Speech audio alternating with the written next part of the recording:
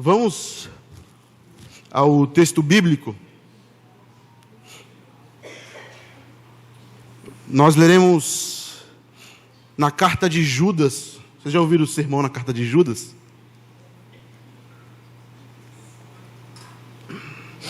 Reverendo Augusto Nicodemos falou que essa é a carta mais negligenciada do Novo Testamento. Então nós hoje vamos refletir na carta de Judas. Um capítulo só. Leremos apenas os últimos versículos, do versículo 17 ao 24. Eu irei usar a versão NAA, essa que está aqui atrás projetada.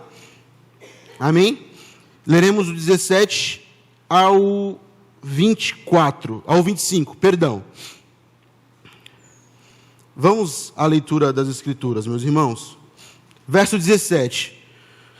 Mas vocês, meus amados, lembre-se das palavras anteriormente proferidas pelos apóstolos de nosso Senhor Jesus Cristo. Eles diziam a vocês: nos últimos tempos haverá zombadores, andando segundo suas ímpias paixões. São estes os que promovem divisões, seguem os seus próprios instintos e não têm o Espírito. Mas vocês, meus amados, edificando-se na fé santíssima que vocês têm, orando no Espírito Santo, mantenham-se no amor de Deus e esperando a misericórdia do nosso Senhor Jesus Cristo, que conduz para a vida eterna. E tenham compaixão de alguns que estão em dúvida. Salvem outros, arrebatando-os do fogo. Quanto a outros, sejam também compassivos, mas com temor, detestando até a roupa contaminada pela carne. Verso 24. E o Deus, que é poderoso para evitar que vocês tropecem, que pode apresentá-los irrepreensíveis diante da sua glória com grande alegria. A este, que é o único Deus, nosso Salvador, mediante Jesus Cristo, Senhor nosso, sejam a glória, a majestade, o poder e a autoridade antes de todas as eras, agora e por toda a eternidade. Amém. Vamos orar, meus irmãos. Deus, eu rogo a tua misericórdia, Pai, nesta noite. Embora o Senhor já tenha nos edificado, Pai, desde o início desse culto, nós sabemos e temos a plena convicção de que este é o momento mais importante do culto, Pai. É o momento que a tua palavra está exposta diante de nós. E que a nossa expectativa, Deus, é ouvir a tua palavra, tua voz, a tua orientação, a tua exortação. O homem, ó Deus, não tem nada para oferecer. Esse não é o momento de exibições humanas, mas é o momento de o Senhor se revelar ao teu povo. Então, tem misericórdia de nós, ó Pai, e derrama da tua graça, no nome de Jesus. Amém. Meus irmãos, os mais antigos aqui vão lembrar que, algumas décadas atrás, ser cristão, ser crente, era não poder nada, né? Começo da década de 90 ali, eu lembro quando a minha família se converteu, a igreja já vinha quebrando uma série de paradigmas. Bateria, meu Deus, rock. A graça era mal interpretada. Ou melhor, pouco se falava da graça. Era um momento que a ênfase na ira, no inferno, na justiça de Deus era muito grande. E era um momento que o legalismo ele era muito exagerado. Então o crente não podia nada. Música do mundo, aliás, tudo que era do mundo era do inferno. Quem fosse pego, um crente fosse... Se alguém visse algum crente na porta do bar, ia para o inferno também. E a igreja, ao longo das décadas, vem superando algumas barreiras, e eu não estou fazendo juízo de valores, não estou falando o que é certo ou o que é errado, estou falando de um período, e como as coisas mudaram em tão pouco tempo. A verdade é que parte dos cristãos, ao longo desse tempo, conheceu uma palavrinha chamada graça e interpretou ela de forma equivocada, dando a entender que a graça era agora uma liberdade para que você vivesse da forma como você bem entender. E então a gente chega numa era pós-moderna da igreja, ao qual é bem preocupante. Pouco tempo atrás, um pregador muito famoso disse que nós precisaríamos atualizar a Bíblia do ponto de vista que a Bíblia era machista, patriarcal. Mas nas entrelinhas ele queria inserir um pensamento progressista, do qual geraria uma certa harmonia entre a liberdade do casamento homossexual, do aborto, a ideologia de gênero, ensinando que o Deus da graça aceita. Perceba que esses homens que o fazem são sempre homens que arrastam multidões. Existe um no YouTube, tem quase 9 milhões de seguidores. Estava na Globo esses dias. E se você procurar suas mensagens, não tem nenhuma advertência, nenhum chamado ao arrependimento, à mudança, à transformação. É a era de que, em nome da graça, você vive do jeito que você quer. E nós temos muitos pastores no Brasil hoje que têm muitas ovelhas, continuam arrebatando muitas ovelhas e que pregam isso. Em nome do amor, você pode vir seguir a Jesus, mas permaneça da forma como você está. E qual é o problema disso? O problema é que um falso ensino gera um viver ímpio. O problema do falso ensino, do ensino errado em nome de Deus, perceba, uma pregação bonitinha, carnal, antibíblica, mas com a roupagem cristã, ela arrebata muitos corações, muitos seguidores, e os fazem viver de forma rebelde, de forma ímpia, mas eles acham que estão vivendo da forma certa. Não é uma mera guerra de ideias, mas é uma questão de forma, estilo de vida. E o que a carta de Judas tem a ver com isso?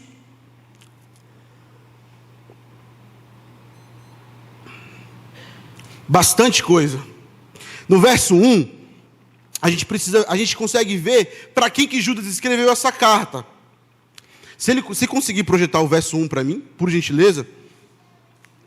O verso 1 vai dizer: Judas, servo de Jesus Cristo e irmão de Tiago, aos que foram chamados, são amados em Deus Pai e guardados em Jesus Cristo. Ou seja, Judas está escrevendo para crentes. Essa não é uma carta evangelística. Ele está escrevendo para cristãos. Embora a carta não dá muitas informações a respeito do contexto, a respeito do que se passava naquela região, as informações que nós temos a respeito do contexto histórico são as informações necessárias, que é de que Judas escreve para cristãos, e porque ele escreve, a gente vai ver agora qual o propósito Judas escreveu essa carta. Verso 3: Amados, quando eu me empenhava para escrever-lhes a respeito da salvação que temos em comum, senti que era necessário, vejam, um tom de urgência, corresponder-me com vocês para exortá-los a lutar pela fé que uma vez por todas foi entregue aos santos. Ou seja, Judas ia escrever a respeito da salvação, e ele de forma urgente muda o tom da carta, muda o tema da carta, porque ele precisava convidar os cristãos a lutar pela fé que uma vez por todas foi entregue. Gente, isso aqui é muito importante. De uma vez por todas. O ápice da revelação de Deus é Cristo Jesus, e não existem mais novas revelações. A revelação que a igreja do Senhor Jesus Cristo precisava está impressa, revelada e escrita nas Escrituras. E ela teve o seu ponto mais alto na vinda de Cristo Jesus, que consumou a sua obra. Vocês não precisam de novidades, é o que Judas está falando. A fé que vocês têm, o que vocês receberam, de uma vez por todas, é o necessário. E por quê? O que está acontecendo? Verso 4 não diz o que estava acontecendo com os cristãos. Pois certos indivíduos, cuja sentença de condenação foi promulgada há muito tempo, se filtraram no meio de vocês, sem serem notados, de forma sutil. São pessoas ímpias, que transformam em libertinagem a graça do nosso Deus, e negam o nosso único, soberano e Senhor, Jesus Cristo. O que está acontecendo é que falsos mestres tinham se infiltrado entre os cristãos e estavam conseguindo seguidores, estavam convencendo cristãos de que a graça de Deus permitia que eles vivessem de qualquer maneira. Parece familiar para vocês? Um problema tão novo, mas tão antigo. É exatamente o que acontece hoje. Muitos irmãos cristãos vivem de forma ímpia, sob a capa do cristianismo. É aquela falsa teologia que vem com a capa bonitinha de que Deus é amor e Deus permite, e a gente pode viver assim, e Deus aceita. Era exatamente o que estava acontecendo, mas Judas fala que esses falsos mestres, ímpios, fala que a condenação deles é certa. E que quem abraça os seus ensinos, o texto mostra, que negará o único, soberano e Senhor Jesus Cristo, receberá o juízo de Deus. Se você chegar em casa hoje e ler a carta de Judas, um capítulo, meus irmãos, vai demorar menos de 5 minutos. Você vai ver que Judas, ele, após explicar os motivos no começo da carta, ele passa toda a carta dando exemplos de falsos mestres, de cristãos que decidiram viver de forma ímpia, o que aconteceu com eles. Ele cita os israelitas no deserto, as cidades de Sodoma e Gomorra, Caim, Balaão, a revolta de Corá, até os anjos rebeldes. O Senhor se levantará como um juiz para quem vive de forma ímpia. Embora essa carta ela seja bem negligenciada e bem esquecida, muitos de nós nem sabiam que essa carta vem antes de Apocalipse. Ainda bem que tem um celular hoje, né? E a gente acha fácil. Essa carta de Judas, meus irmãos, ela é como uma trombeta na era do relativismo. Ela soa alto, chamando os cristãos para permanecer, para perseverar no verdadeiro evangelho. E esse é o tema do nosso sermão hoje. Lutando pela fé. Como perseverar no verdadeiro evangelho. E o primeiro ponto que quero destacar com vocês, verso 17, 18 e 19. Primeiro ponto, lembrem-se da doutrina dos apóstolos. Verso 17, ele vai dizer: mas vocês, meus amados, lembrem-se das palavras anteriormente proferidas pelos apóstolos de nosso Senhor Jesus Cristo.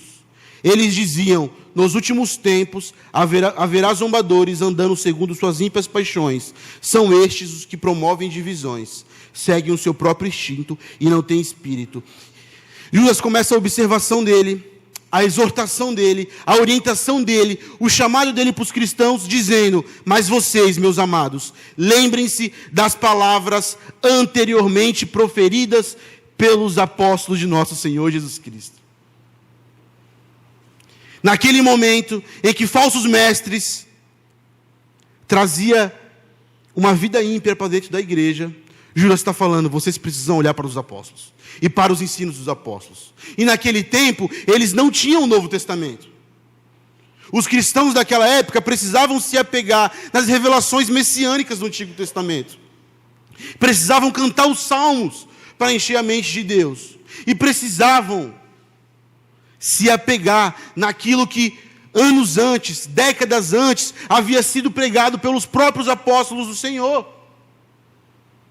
Judas está chamando Os discípulos, gente, primeiro século, igreja nova, e a igreja sendo assaltada por falsos ensinos.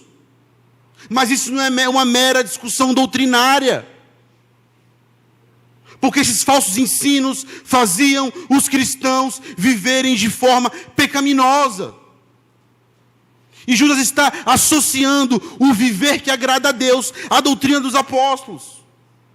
O retorno à doutrina dos apóstolos. Lembrar e submeter os ensinos apostólicos é simplesmente viver como a Bíblia exige. A nossa forma de responder ao relativismo atual, a nossa forma de viver, a nossa resposta aos falsos ensinos atuais é a submissão às Escrituras. Em tempos de progressismos cristãos, em tempo que existe uma igreja gigante, mas não atuante, muitos cristãos, mas poucos crentes, porque ímpios têm sido chamados de cristãos, falsos ensinos têm arrebatado os corações de adolescentes. A forma de a gente responder isso é retornando às doutrinas dos apóstolos, é se submetendo às verdades de Deus. Meus irmãos, uma casa apoiada sob a doutrina dos apóstolos livra os seus da morte. Livra os seus da destruição. Você que é pai, você que é mãe, é a doutrina dos apóstolos, é a palavra de Deus que vai circuncidar o coração de seus filhos. E vai livrar seus filhos de seguirem falsos cristianismos diabólicos, que é o que mais tem hoje em dia, e era o que acontecia naquele tempo. Tem um teólogo, Michael Green, que eu gosto muito, já faleceu. Tem uma frase dele que eu amo, ele fala: o esquecimento do ensino e das advertências de Deus na Escritura é uma causa principal da deteriorização espiritual.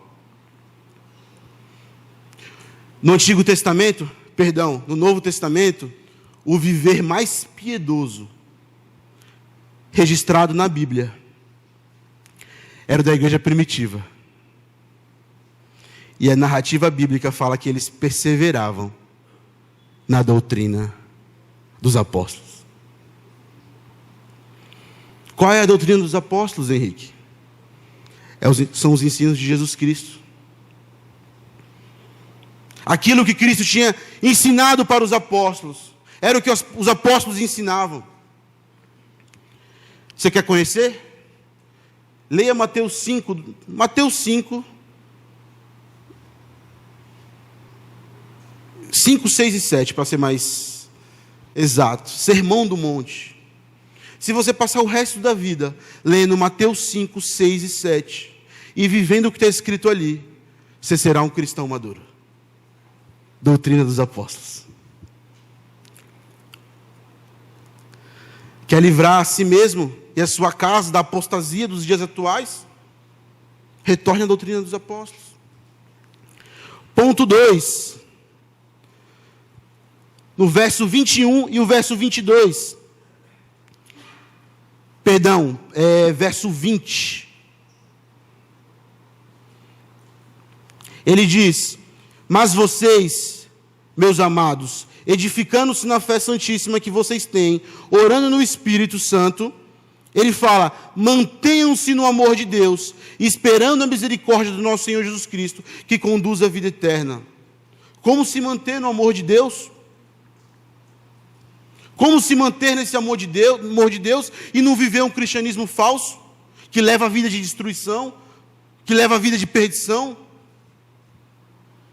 Porque existem muitos que sabem que estão distantes de Deus e que precisam de arrependimento e precisam mudar de vida, mas existe uma multidão dentro das igrejas vivendo de forma pecaminosa, distante do Senhor e achando que está tudo bem, em nome de uma pseudo-graça. E Judas está falando: vocês precisam se manter no amor de Deus. Mas como viver no amor de Deus? Como não se distanciar do Senhor? Como ter esse amor tocando a sua vida diariamente? E ele explica para a gente 3 coisas. Verso 20a. Ele diz: edificando-se na fé santíssima. A ideia aqui, meus irmãos, é de um edifício que estaria firme sobre um fundamento. Qual fundamento? E hoje, quando se fala de fé, virou moda, né? Vocês andarem na rua, tem aquelas camisas escrito fé, boné escrito fé, pessoal tatua escrito fé, posta nas redes sociais, fé para começar a semana. Fé quem? Que fé? Ele fala de uma fé santíssima. Mas que fé é essa? Mais uma vez, a fé que ele está falando é uma convicção que está enraizada nas doutrinas bíblicas. A verdade de Deus, ela é atacada. Vivemos na era do relativismo, cada um tem a sua verdade. Nós não. Nós temos uma verdade absoluta, revelada na palavra de Deus. Uma verdade que não muda, uma verdade que é eterna. Não precisamos de novidades, não precisamos de revelações. O Senhor revelou a sua vontade ao seu povo, e a nossa fé não é uma fé cega, não é uma fé no escuro, não é um salto no escuro. A nossa fé é uma fé convicta, é uma fé bíblica.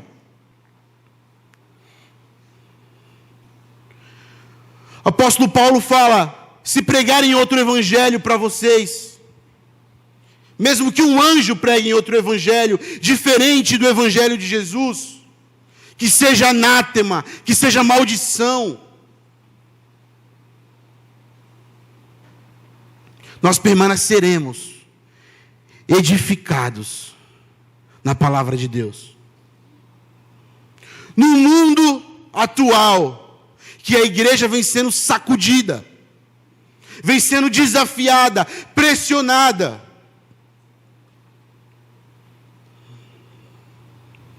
nós permaneceremos firmes na palavra do Senhor.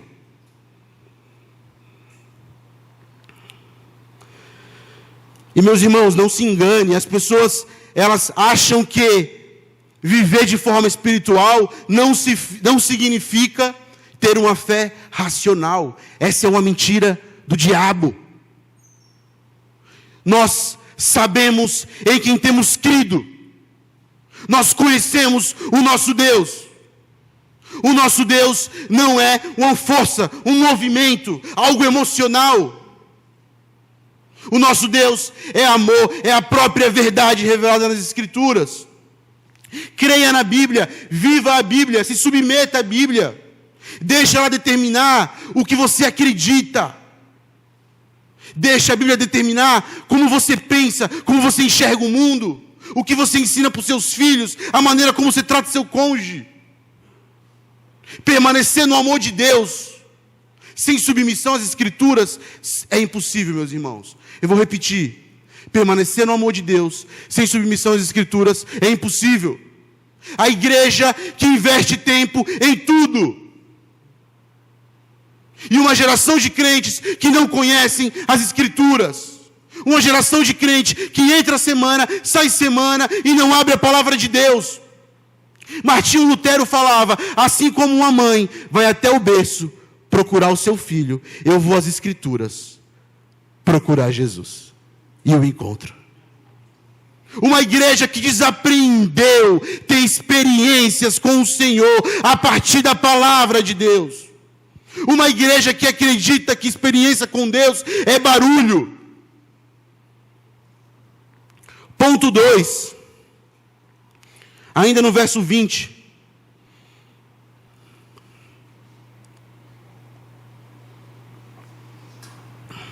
(20b), eles falam, Judas diz: mas vocês, meus amados, edificando-se na fé santíssima que vocês têm, lembrando que nós estamos vendo como permanecer no amor de Deus. orando no Espírito Santo. O problema é que a gente se acostumou a orar de forma carnal, né, meus irmãos? Quem nunca? A gente se acostumou a se direcionar a Deus diariamente de forma morta, de forma interesseira.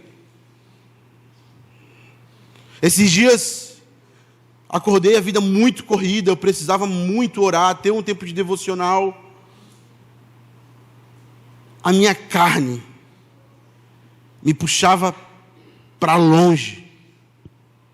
A vontade era de ir no computador, trabalhar, resolver tudo do dia, e eu sabia que eu precisava, de forma humilhada, orar ao Senhor, buscar Deus, mas a minha carne puxava para fora. Eu falei, nossa, tem dia que a gente acorda ímpio, dominado pela carne. Judas está falando, orando no Espírito Santo. A ideia aqui também não é orar em línguas. Não é uma oração carnal, interesseira, de quem se chega a Deus pedindo coisas o tempo todo. Senhor, me dá isso, isso, isso e isso. Senhor, eu preciso disso, disso, disso e disso. A oração de quem coloca Deus como um mordomo. A oração de quem quer que o Senhor o sirva, e tão somente o sirva. Eu não estou falando que é errado pedir ao Senhor. As Escrituras ensinam que nós façamos as nossas petições conhecidas diante de Deus. Esse não é o ponto. Mas nós precisamos entender quem é que está no centro das nossas vidas. E não somos nós.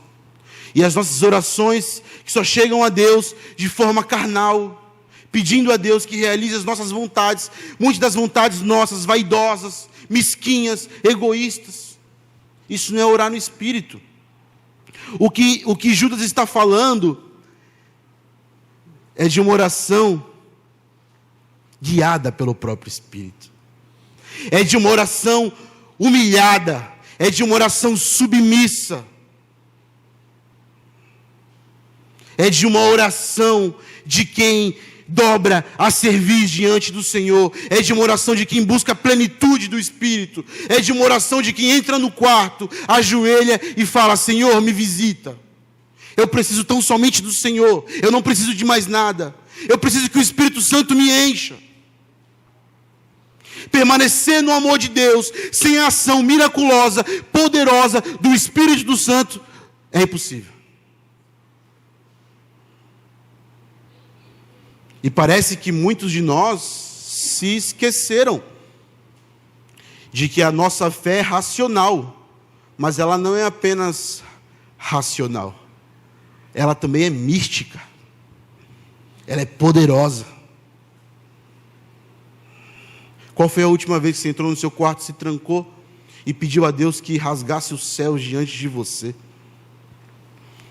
E que pedisse que o Espírito Santo te visitasse com a força tão impetuosa, de que você, de forma consciente, desejaria viver tão somente para Ele, guerreando contra a sua carne, desejando o que Ele deseja, odiando aquilo que Ele odeia.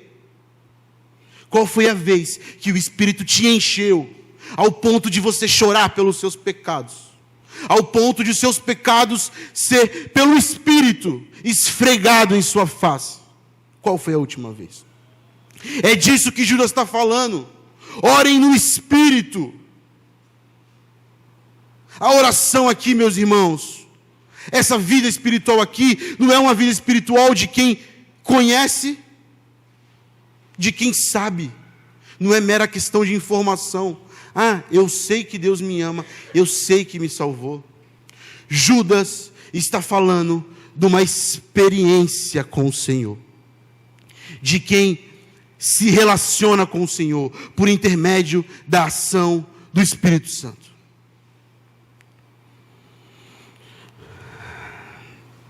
E geralmente, meus irmãos, nesse momento de humilhação, de abnegação,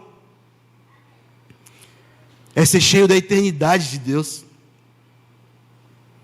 Impossível perseverar neste mundo atual sem ser cheio do Espírito, sem se relacionar com o Senhor desta forma. Sabe o que essa oração causa? O que esse relacionamento aqui causa? Uma sede do Senhor. Qual foi a última vez que você acordou com sede do Senhor? Que você orou no Espírito? Espírito Santo.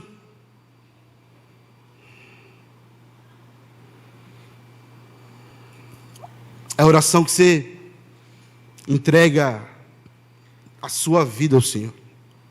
Aquela oração que nada mais importa. O que você quer é simplesmente se humilhar. E falar: Senhor, assume a direção da minha vida. Faz o que queres de mim. Você fala para o Senhor: não importa se parte do teu povo vive de forma desinteressada, descompromissada, carnal, fria, indiferente. Eu quero viver para o Senhor, servindo ao Senhor, sendo escravo do Senhor. Eu quero que o Senhor me enche, que o Senhor me tome, que o Senhor me dirija, que o Senhor me transforme. É disso que Judas está falando? Meus irmãos, resistir às heresias não é mera discussão de ideias.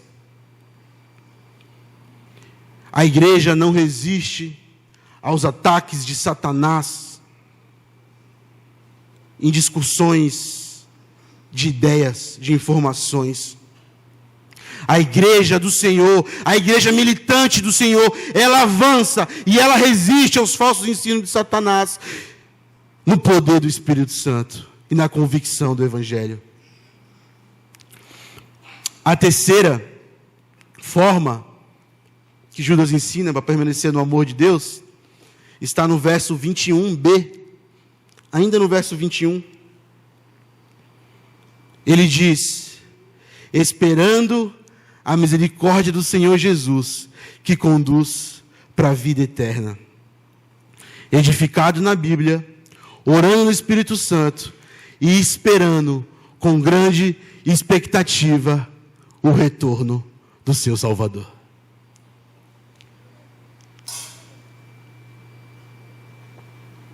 Meus irmãos, após a Reforma Protestante, os irmãos que mais viveram de forma impactante foram os puritanos. E tinha uma característica na teologia dos puritanos. Era a visão de dois mundos. Sabe qual é a visão de dois mundos? Eu vivo neste mundo, mas eu sei que eu pertenço a outro mundo. O que Judas está explicando aqui é que você não precisa viver escravo da sua carne.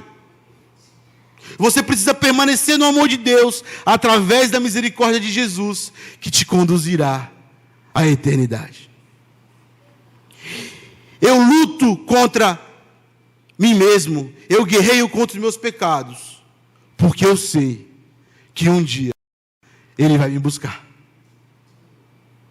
Eu sei que um dia estarei face a face com o Cordeiro.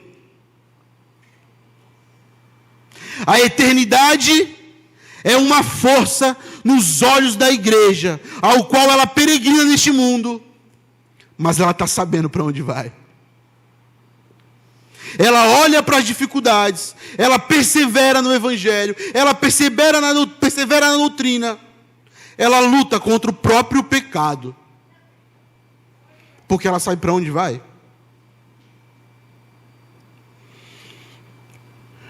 Meus irmãos, existe um chamado de Deus aqui hoje para a gente voltar a guerrear contra o nosso pecado.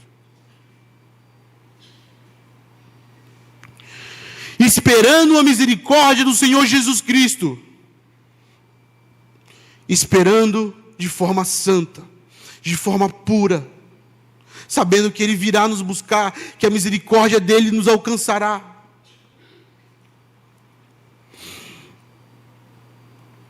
Não precisamos viver escravo de nossas vontades. Não precisamos de falsos ensinos que tranquilizam a nossa consciência. Não. Pode viver de forma corrupta. Pode viver de forma carnal. Pode viver de forma diabólica. Deus aceita. Sabe por que muitas das vezes os falsos ensinos atuais arrebatam o coração dos cristãos? Cristãos sinceros. Sabe por quê, meus irmãos? Porque no fundo, quando a gente perde para o pecado, a gente precisa de um tranquilizante para a consciência. É mais fácil tranquilizar a consciência, é mais fácil legitimar o nosso modo de viver errado do que morrer para si mesmo. E quando os cristãos olham para a eternidade, esperando a misericórdia do Senhor, que nos levará para a nossa pátria, que nos levará para a nossa verdadeira terra, que nos levará para o nosso mundo, para a nossa casa, os cristãos passam a combater a si mesmos.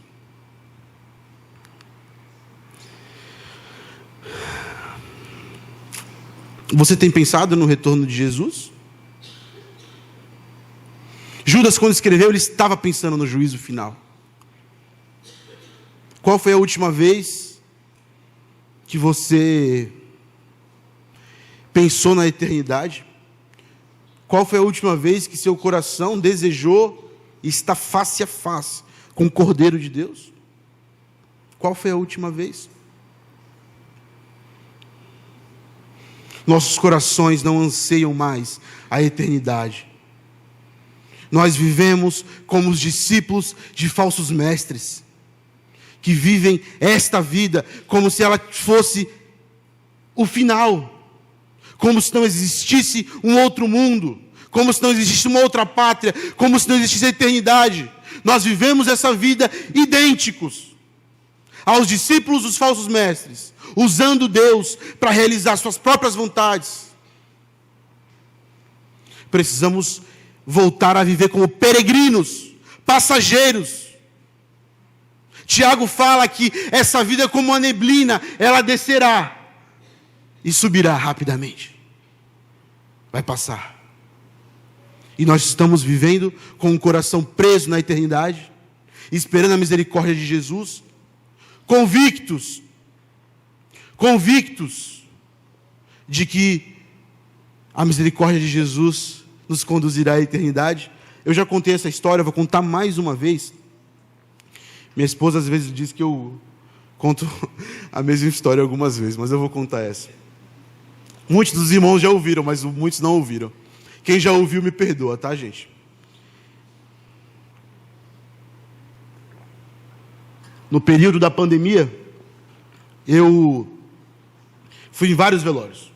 Vários. Acho que teve uma semana que eu fui em 3 velórios. E um desses velórios, um jovem havia se suicidado, não era de Covid. 40 anos, tinha se suicidado. E sou muito amigo do irmão dele. Gente, aquele velório foi desesperador. Imagina um homem, meia idade, 40 anos, jovem, ímpio, com uma família toda ímpia, tira a própria vida. As pessoas gritavam naquele velório, de forma desesperada. E o cemitério, naquela época, houve falta de lugar para enterrar as pessoas. Então eles construíam aquelas gavetas, o cheiro de decomposição muito forte. Aquelas pessoas se jogando no chão e gritando. Eu falei, meu Deus. Cheguei em casa destruído. E no dia seguinte, eu fui no velório do pastor Genivaldo. Pastor Batista, jovem, morreu de Covid. E aquele dia eu fui tocado por Deus. Era como se o Senhor atraísse os meus olhos para a eternidade. E assim que eu entrei no cemitério, eu encontrei um filho mais novo dele, os 3 filhos dele, pastor. E eu encostei nas costas dele, puxei ele, e ele olhou para mim com a cara o rosto molhado de lágrimas. Mas o rosto dele brilhava. A fisionomia era de alguém feliz. E ele disse para mim, Brits, hoje o meu pai encontrou o Cordeiro face a face. quando a igreja vive com a visão de dois mundos, quando a igreja não perde de vista a eternidade, ela persevera no verdadeiro evangelho. Ela não precisa de novidades. Ela não precisa de uma fé nova. Ela não precisa de tranquilizantes, de consciência para viver no pecado. Porque, afinal de contas, nós não queremos viver o pecado. Afinal de contas, embora o pecado esteja em nós, nós o odiamos. Afinal de contas, o nosso pecado que todo dia assola o nosso coração, nós o odiamos e ansiamos por Cristo Jesus. Desejamos perseverar em Cristo Jesus. E aqui, meus irmãos, a gente vai para o terceiro ponto. E perceba que o autor, ele usou o amor de Deus, a oração no Espírito e a misericórdia de Jesus. A Trindade atuando de forma poderosa na perseverança da igreja. Terceiro e último ponto. Como que a igreja pode perseverar no Evangelho?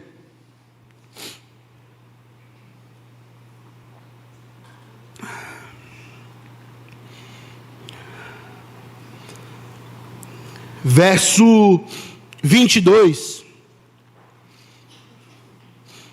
e 23, Judas fala: e tenham compaixão de alguns que estão em dúvida, salvem outros, arrebatando-os do fogo. Quanto a outros, sejam também compassivos, mas com temor, detestando até a roupa contaminada pela carne. O terceiro ponto é: sendo igreja e militando contra o pecado do próximo em amor. É interessante notar, meus irmãos, que muitos dos irmãos daquela época de dentro da igreja haviam sido seduzidos pela falsa graça que permitia que as pessoas vivessem de forma corrupta e ímpia. Mas ninguém pode chegar ao céu sozinho. O meio pelo qual o Senhor decidiu se revelar aos eleitos foi a igreja. Jesus Cristo, quando ressuscita, Mateus 28, chega para os discípulos e fala: toda autoridade me foi dada. Por isso, vocês precisam ir, fazer discípulos de todas as nações, ensinando-os a guardar tudo o que eu tenho ensinado, batizando-os no nome do Pai, do Filho e do Espírito, e eu estarei convosco todos os dias, até a consumação dos séculos. Judas, ele está falando aqui, que nós, a igreja, seríamos usados como instrumento de Deus, para trazer irmãos que se desviaram de volta para Cristo. Você já parou para pensar que Deus quer instrumentalizar a sua vida, para que você seja o canal para atrair pessoas de volta ao Senhor? Você tem sido igreja na vida daqueles que estão dormindo espiritualmente? Você tem sido instrumento de Deus para que pessoas sejam conduzidas ao arrependimento? Tiago, é um texto que eu gosto muito, fala: meus irmãos, se algum de vocês se desviar da verdade e alguém trouxer de volta, lembre-se disso: quem converte um pecador do erro do seu caminho, salvará a vida dessa pessoa e fará que muitos pecados sejam perdoados. Meus irmãos, muitas das vezes as Escrituras apresentam a igreja como quem salva. Lógico que quem salva é Jesus. Mas o Senhor usa a igreja na terra como meio de arrependimento.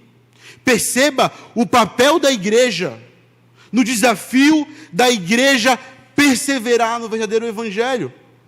O sermão de hoje está falando de perseverança nesse mundo relativizado, nessa pós-modernidade que ataca a igreja. Muitos dos nossos irmãos não estão mais aqui. Muitos foram atraídos pelas mentiras do diabo. Judas está falando aqui que que o outro será instrumento de Deus nessa perseverança. Mas uma coisa que a gente tem que entender é que a igreja, sim, ela é instrumento de Deus. O texto fala, salvando-os do fogo. Meus irmãos, Deus pode nos usar para salvar pecadores do fogo. Mas é interessante notar que Judas fala que a gente tenha compaixão, que a gente seja compassivo, que a gente seja amoroso, não juízes. Nós não temos o direito de sentar no trono. Nós apenas vivemos demonstrando amor e compaixão com quem está perdido, com quem está desviado. E Deus vai nos usar para trazê-los de volta. Qual foi a última vez que você olhou para o lado? Qual foi a última vez que você visitou um irmão abatido, que você ligou para ele? O texto fala, detestando até a roupa contaminada pela carne. E aqui Judas está usando uma metáfora. A ideia aqui não é de roupa. O que Judas está falando é que, embora a gente ame, embora a gente seja compassivo, nós devemos odiar o pecado do nosso próximo. Nós precisamos olhar para ele em amor, olhar para ele com misericórdia e dizer, arrependa-se, volte ao Senhor. Mas é importante que esta igreja seja uma igreja fiel, meus irmãos. Por que eu estou falando isso? Porque amanhã os desviados, abatidos e frios da fé, pode ser nós, pode ser a gente. E quando pessoas abatidas, dominadas pelo pecado, pessoas que foram ludibriadas e enganadas por Satanás, por causa de falsos ensinos, estão distantes de igrejas bíblicas, do povo de Deus, fica muito mais difícil. Porque as pessoas hoje escolhem igreja pela estética, porque é legal, porque a música é legal.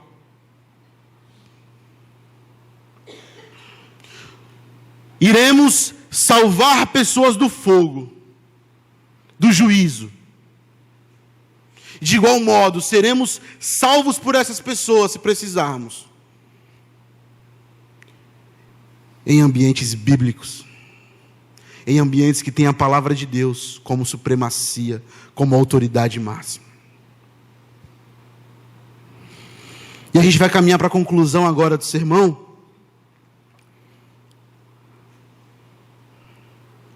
Engraçado que, de forma linda, Judas, ele termina com uma doxologia. Doxologia são manifestações de gratidão e de adoração a Deus. E nessa doxologia tem duas verdades, para finalizar essa mensagem. Duas lindas verdades. No verso 24a, repare a sua Bíblia, verso 24a, ele diz, e ao Deus que é poderoso para evitar que vocês tropecem. A ideia de tropeço aqui, meus irmãos, é uma ideia de pecado moral mesmo. Está falando do poder de Deus, que vai nos livrar do tropeço. E o engraçado é que muitas das vezes nós achamos que nós podemos vencer, triunfar e avançar com a força do nosso braço. Mas nessa doxologia, Judas está falando que existe um Deus que é poderoso para evitar que vocês tropecem. Se permanecermos firmes na doutrina dos apóstolos, edificados numa santa fé bíblica, vivendo cheio do Espírito Santo, aguardando a vinda de Jesus, certamente existe um Deus poderoso que vai nos livrar do tropeço. A única forma de a gente ser guardado firmes no Senhor, no seu amor e num viver santo que o agrada, é perseverando na doutrina dos apóstolos, vivendo cheio do Espírito e vivendo de forma peregrina nesse mundo, olhando para a eternidade. E ele continua, o verso 24b. Esse mesmo Deus poderoso para não deixá-los tropeçar é o que pode apresentá-los irrepreensíveis diante da sua glória com grande alegria. Meus irmãos, essa forma de viver, de perseverar, exigida por Deus aqui, por intermédio da carta de Judas, não é o que nos salva. Não é o que nos salva. Quando Judas exige que os cristãos vivam dessa forma, o que ele está exigindo é uma resposta à salvação que foi dada por graça. Não a falsa graça, a graça verdadeira. A graça que nos livrou do inferno, que nos livrou de nós mesmos. Mas é a mesma graça que exige uma resposta de obediência ao Senhor Jesus.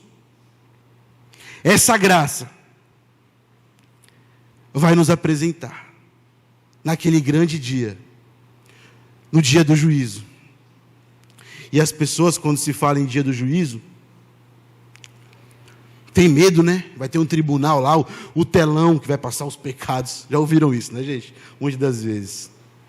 Meus irmãos, naquele grande dia, os que estão em Cristo Jesus serão apresentados inculpáveis, inocentes, nenhuma condenação há para os que estão em Cristo Jesus.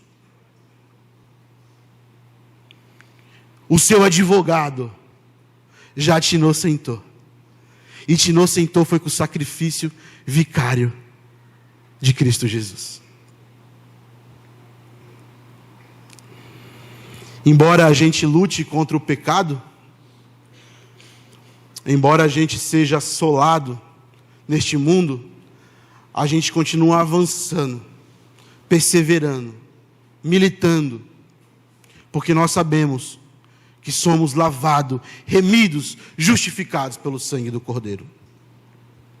Não foram as nossas obras que nos salvam. Não é esse viver piedoso exigido que nos salva. O que nos salva é o sangue de Jesus. O texto está falando que Ele pode nos apresentar irrepreensíveis diante da sua glória, com grande alegria. Nossa salvação está garantida em Cristo Jesus, meus irmãos. Agora nós precisamos de forma voluntária, em amor, responder a essa salvação com um viver perseverante e piedoso. Por fim, eu quero ler com os irmãos o verso 25 para a gente orar. Ou melhor, nós vamos ler de novo o 24 e o 25. Nós terminaremos essa mensagem adorando ao Senhor. E ao Deus que é poderoso para evitar que vocês tropecem e que pode apresentá-los irrepreensíveis diante da sua glória, com grande alegria, a este que é o único Deus, nosso Salvador, mediante Jesus Cristo, Senhor nosso, sejam a glória, a majestade, o poder e a autoridade, antes de todas as eras, agora e por toda a eternidade. Amém. Vamos orar.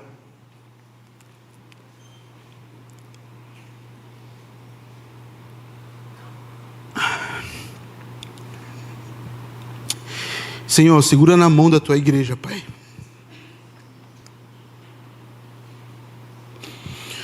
Os nossos corações, ó Pai, se apressam em fazer o mal, em se distanciar de Ti. E se o Senhor, ó Deus, não derramar da Tua graça sobre nós, os falsos ensinos, as mentiras, podem enganar os nossos corações. Ó Deus, o Teu povo está reunido diante de Ti hoje, ó Pai. Nos ensina a viver dessa forma. Nos ensina a perseverar no verdadeiro evangelho de Jesus, a lutar por essa fé santa. Nos ensina, ó Deus, a perseverar na doutrina dos apóstolos. Coloque em nós, ó Deus, um amor pela tua palavra, porque ela é a lâmpada, ó Deus, para os nossos pés. O salmista diz: guardei a tua palavra no meu coração, para não pecar contra o Senhor. E nós insistimos em viver, ó Deus, sem encher a nossa mente e o nosso coração das tuas verdades. Nos perdoa por isso, ó Pai. Coloque em nós desespero em te encontrar todos os dias, ó Pai, nas páginas da Bíblia. Coloque em nós essa sede, essa necessidade, essa urgência, ó Pai, de te conhecer através da tua palavra. Mas também, ó Deus, enche-nos do teu Espírito, do teu poder, ó Pai. Nos perdoa porque andamos muitas das vezes em caminhos distantes, como presas fáceis, ó Pai, para o diabo. Não somos mais, ó Deus, guiados pelo Espírito, não vivemos mais de forma espiritual, piedosa, não negamos a nossa carne, não guerreamos contra o nosso pecado, mas nos ajuda, ó Deus, nos ajuda, Pai, a ser cheios do Espírito e aborrecer a nós mesmos, ó Deus. Nos ajuda a perseverarmos, ó Pai, como igreja, ajudando os nossos irmãos. Aplica a tua palavra ao nosso coração, ó Deus. E obrigado pelo privilégio de ser confrontado e orientado pela tua palavra. Mas acima de tudo, ó Deus, obrigado, porque nela o Senhor nos lembra que fomos salvos pela graça e justificados pelo teu sangue. É no nome de Jesus, ó Deus, que nós te oramos e te agradecemos. Amém. Deus os abençoe, meus irmãos.